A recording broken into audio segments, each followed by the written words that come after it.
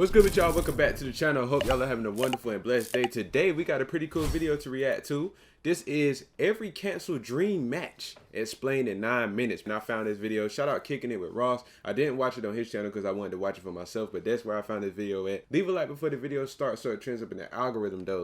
Let's check this out. Stone Cold versus Hulk Hogan. This was supposed to be the industry's true generational clash. What? That was supposed to happen The at Mania 18? superhero of the golden era versus the anti-hero of the attitude era. Two icons with completely opposite philosophies, Hogan telling kids to say their prayers and eat their vitamins, Austin chugging beers and flipping off his boss. We liked it. When Hogan returned in 2002, WWE wanted and planned for Austin versus Hogan at WrestleMania 18. Really? I didn't know that. But Austin refused. He wasn't interested in working with Hogan, didn't like the match layout being pitched, and felt the chemistry wasn't right. So WWE pivoted, gave Hogan to The Rock instead, and they created an all-time classic. But I say it still Shawn came out Michaels good. versus Eddie Guerrero. This one still hurt to this day, man. This one right here still hurt to this day. Do y'all realize how goated WrestleMania 22 could have been? I'm going to give y'all a rundown real quick. Originally, I think, this is just me, but if Batista wasn't injured, we were supposed to get Batista versus Randy Orton potentially for the world title. It was supposed to be Undertaker and Kurt Angle originally instead of Undertaker and Mark Henry. It was supposed to be Shawn Michaels versus Eddie Guerrero in just a 1v1 classic. And then we still would have got John Cena and Triple H. Imagine if all those matches was on WrestleMania 22 besides what we got. WrestleMania 22 was still good, but imagine all that. And then we still get Edge and Mick Foley, and you add all of the matches that were supposed to happen to WrestleMania 22.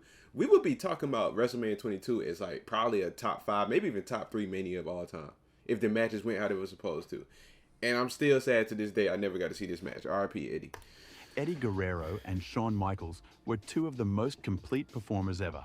High-flying, technical, charismatic, and brilliant storytellers.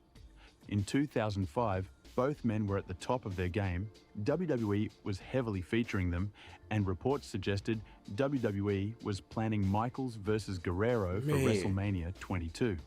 But Eddie's passing in late 2005 ended those plans before the build even started. Bret Hart versus Kurt Angle. For pure wrestling fans, this is the ultimate technical showdown that never happened. Oh my God. Hart was the gold standard of the 90s. Kurt Angle was the next evolution in the 2000s. For sure. In an Inside the Ropes interview, Angle says he called Bret Hart in 2002 and pitched him a match for WrestleMania 18. Oh man, that would have But went Bret stupid. had recently had a stroke on top of the career-ending concussion he suffered, so he had to decline the offer.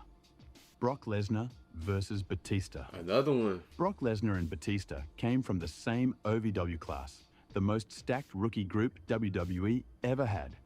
Both eventually became champions with massive crossover appeal. For sure. One became a UFC heavyweight champion, the other a Hollywood That's crazy to think about though. Like all these people, and I'm not gonna keep pausing, but all these people working together, super like very, very good athletes, very, very, very exceptional wrestlers for the most part.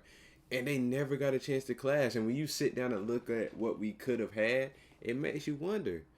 Either A, by choice, we can't, you know, not by our choice, I mean, we can't dictate when people pass or things of that nature, but like them just being in the same company and never actually touching gloves is crazy. star. Two of the best physiques in wrestling history. But somehow they never crossed in the ring.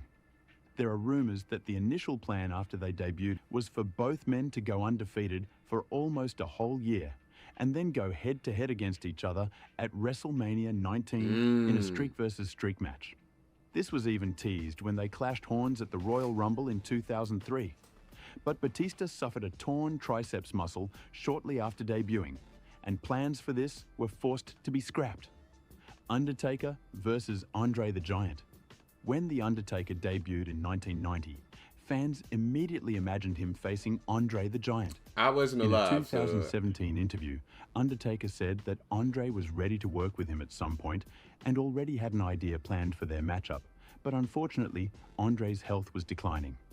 Andre passed in 1993, ending their plans for this dream matchup. Stone Cold versus Brock Lesnar. In 2002, Brock Lesnar had just debuted, and WWE was pushing him as the next big thing. Stone Cold was still a fan favorite and an established icon of the business. It's crazy because that little gap right before John Cena became who he came, Randy Orton pushed, before Brock walked out the door, that little gap, especially at the SummerSlam 2002, or in that area where like Brock was heavily pushed and he was just like top dog, it was so many matches, bro. Brock was like, in like a 2 to 3 year span, Brock was superstardom to the max. But WWE booked this match as a spontaneous King of the Ring qualifier on Raw with zero build. Austin refused. He didn't want to give away a pay-per-view level match with no storyline, and he definitely wasn't agreeing to lose in this match to an up-and-coming talent with no angle or plan moving forward. Can't blame him there. So Austin walked out, and the match was cancelled. Hulk Hogan versus John Cena. Hulk Hogan defined WWE in the 80s and early 90s. John Cena defined WWE in the 2000s and 2010s. And on this one, I'll pass. I told you I'm not going to keep pausing. We're going to keep rolling. But on this one, I'll pass. I'm not trying to see Hulk Hogan and John, especially in 2009. No. Hogan has stated in multiple interviews that in 2009, the plan was for Cena to take on Hogan for the championship at WrestleMania 25. But it was unfortunately cancelled due to Hogan's back requiring emergency surgery just months before the event. Undertaker versus Sting. WWE versus WCW. I get it was supposed to be 2015 or 2016, but I ain't gonna lie. Imagine 2007 Undertaker or like 2007 to 2010 Undertaker versus TNA Sting. That would have been the better time period in my opinion. But nonetheless, the match in general should have happened. But you know. Vigilante versus Deadman. The visual alone sold the match. There were two real chances to make it happen. The first was in 2001. During the Invasion, if Sting had signed, this could have been the marquee WCW vs WWE showdown. And the second was in 2014. When Sting finally joined WWE, there were real discussions and plans around this match actually happening. But by this time, both men were too beat up for a match of that scale.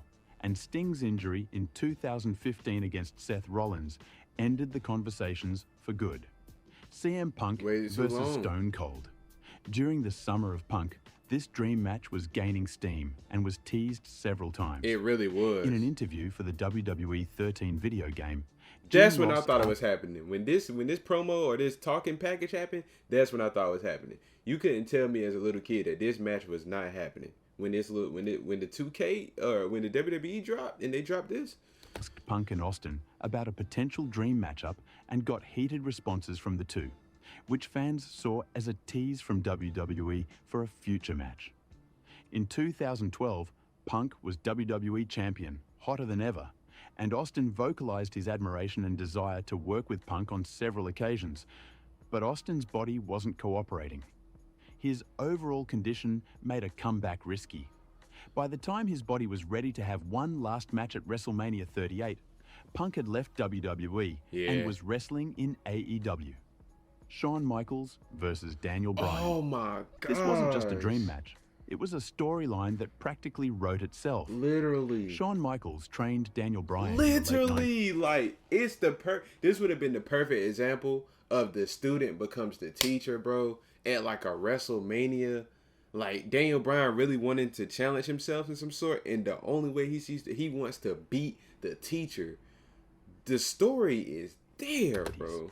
So when Bryan became the hottest star in the company, fans naturally wanted the student to face the master. In late 2013, the crowd was fully behind him, and then HBK super kicked him during the Authority storyline. It felt like WWE was setting up a teacher vs student showdown. But Vince ultimately couldn't convince Shawn to come out of retirement. The Rock versus Shawn Michaels. Two of the most charismatic performers ever. The timing was ideal after Shawn's return in 2002. HBK was delivering classics every month, and The Rock was still working part-time while transitioning into Hollywood.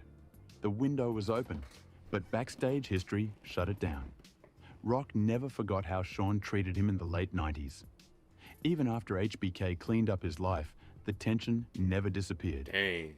Rock had no interest in working with him, and so WWE halted plans for a match between them every time it was discussed. That's tough. Sting versus So the that Ultimate actually Warrior. could have happened. This dream match has a special kind of nostalgia behind it, because Sting and the Ultimate Warrior actually started together. In 1998, when Warrior signed with WCW, rumors of a match between Warrior and Sting were prevalent. But unfortunately, his run with WCW was short and messy, and only lasted a few months. Dang. The angle never had time to develop, and there was never another chance for the two to clash. Goldberg versus Stone Cold. Oh, Two bald, goatee-wearing main eventers, exploding crowds and causing carnage in the ring. The fantasy booking for this match was in 1998 during the Monday Night War, when both men were at their absolute peak. But with one in WCW and the other in WWF, it was never realistically happening. yeah. The real chance came in 2003, when Goldberg finally signed with WWE. And then timing killed it. Whenever one was healthy, the other was injured. By the time both men were finally settled in under the same roof, Austin was on the verge of retirement. The Rock versus Roman Reigns.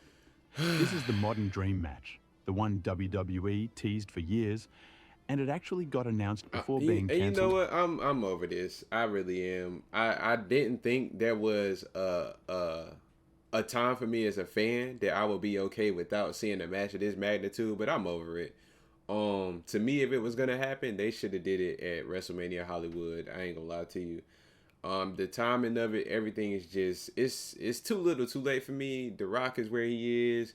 He can't fully commit to storylines, or if he's there, he's only there, and then it ruins it when he can't be there. I'm over this. We don't ever have to speak on this again. Let's just not do this match, actually, ever. At the last second. At WrestleMania 40, WWE finally pulled the trigger. The match was announced. The graphics were made. The face-off happened on TV. It was supposed to be the ultimate payoff to years of storytelling. Then everything Cody. flipped. Cody Rhodes came in with massive momentum. He had fallen short at WrestleMania 39, won the Royal Rumble again, and the entire fan base expected him to finish the story against Roman. WWE pivoted. Cody was put back into the Roman match, Rock turned heel to fit the new direction, and the long-teased Rock vs. Roman showdown was quietly cancelled. That's every major dream match that almost happened. Explained. Please like the video. Shout out to you, man. Good video, W video. What y'all think about that, chat? I really enjoyed it. Send me more wrestling videos to react to, or videos in general. We trying to lock back in. It's been a lot going on for me, but I'm trying to grind, man. Christmas coming up. I might take a few days off of that, but I'm really trying to get back on a more consistent schedule. It's been a crazy month for me, but thank y'all for rocking out with me for all of 2025. 2026, we gonna keep it rocking. And we just gonna try to keep growing. There may be some changes in the content here and there. I really want to take everything to the next level, so we'll see. Anyway, like and subscribe if you new, leave a comment too. I'm gonna see y'all in the next one. Pop a tag, YSL, smoke a Dang, that's crazy. We really gotta have some bangers, like some bangers for real.